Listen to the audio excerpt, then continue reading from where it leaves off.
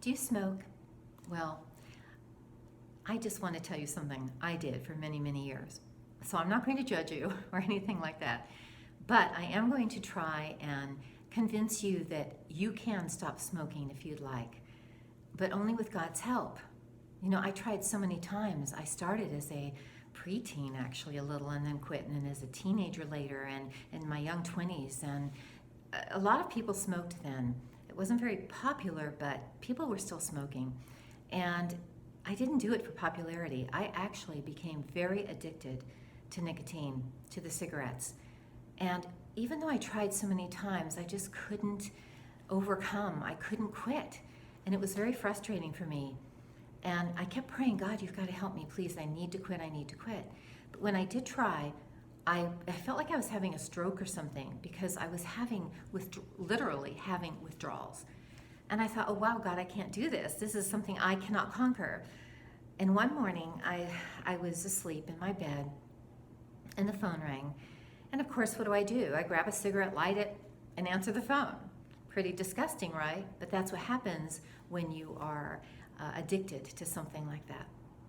And so I'm on the phone, I'm smoking, and we're talking, and all of a sudden, I hear an out loud voice in my bedroom, like louder than can be, and bold like lightning. And the voice said, "Stop smoking now." As clear as that, but much louder. And I was, oh my gosh, I'm looking around, oh my gosh, God, it had to be God. And I said to my friend, did you hear that?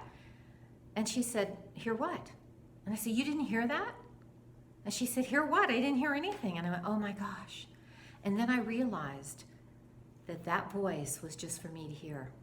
That God was saying just personally to me, one-on-one, Connie, stop smoking now.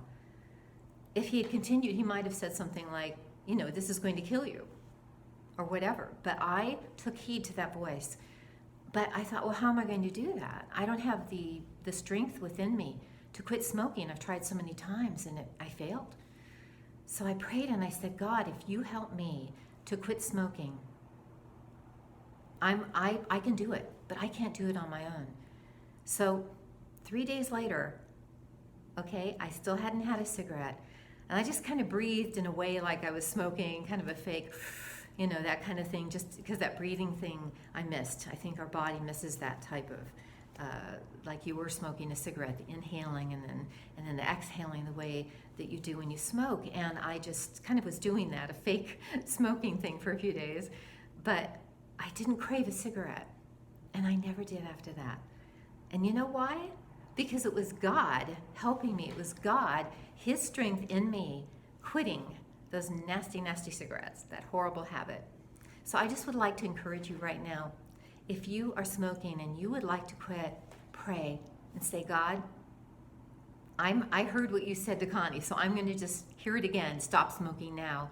And I'm going to take heed to that. And I am going to ask you for your strength in me so that I can conquer this horrible, horrible substance abuse. And I just say now to you, you can do it with God's help. And I pray right now that if anyone's hearing my voice and watching this, I just pray that you will say, I'm doing that. I'm going to do it just like that woman did. And I'm going to expect a miracle from me too. So I'm with you in this. Okay, you can do it. And we'll talk soon.